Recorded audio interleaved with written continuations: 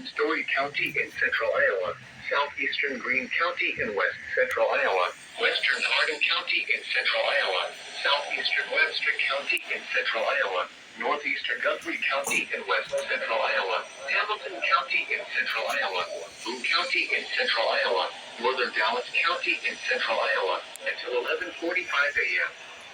At 11:17 a.m., a dangerous snow squall was located along a line extending from near Dallas to 7 miles north of Boone Municipal Airport to near the moon, moving east at 35 miles per hour. Hazard: whiteout conditions with near zero visibility associated with intense bursts of heavy snow and gusty winds leading to blowing snow. Wind gusts greater than 45 miles per hour. Source: radar and webcams. The following impacts are expected. Dangerous and life-threatening travel conditions are expected to develop rapidly in the warning area. This includes Interstate 35 between mile markers 116 and 151.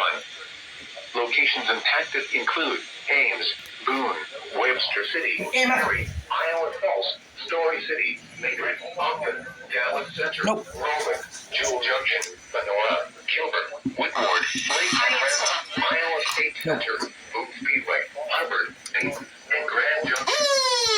Slow down.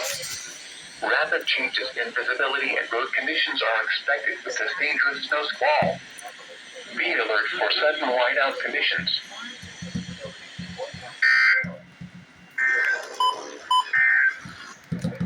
This is a winter weather advisory for the following counties in Iowa: Adair, Dallas, Guthrie, Jasper, Madison, Polk, and Warren. Winter weather advisory in effect until 6 p.m. this evening. Alright, there we go.